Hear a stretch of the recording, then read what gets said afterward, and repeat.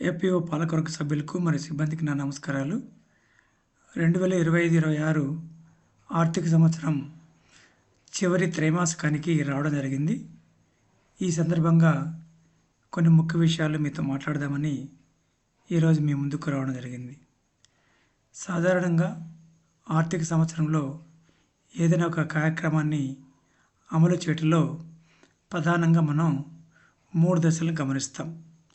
అందులో మొదటి దశ సంసిద్ధత దశ. ఈ దశలో కార్యక్రమాలు అమలు చేయడానికి కావలసిన సంసిద్ధత కార్యక్రమాలన్నీ తయారు చేసుకుంటాం.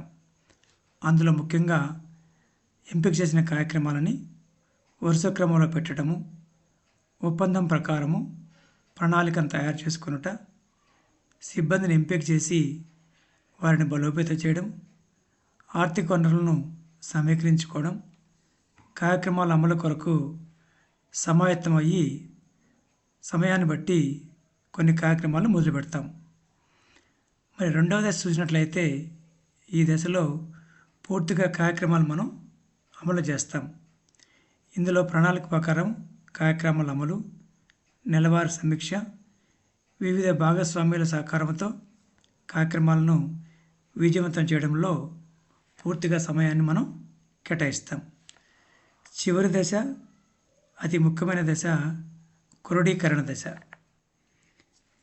ఇందులో ప్రణాళిక ప్రకారం కార్యక్రమాల ప్రగతిని సమీక్షించుట, కార్యక్రమాలు మిగిలి ఉంటే ప్రణాళికలో మార్పులు చేర్పులు చేసి కార్యక్రమాల వేగాన్ని పెంచుతాం.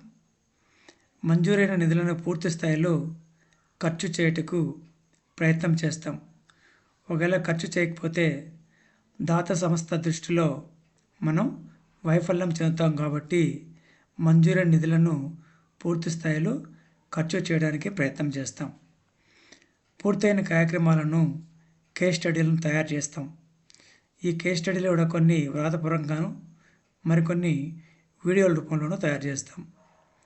దాంతోపాటుగా వివిధ పత్రికల్లో వచ్చిన వార్తలను సేకరించి నివేదికలను తయారు చేసుకుంటాం.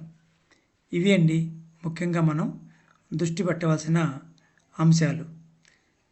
ఓపికగా విన్నందుకు ధన్యవాదాలు.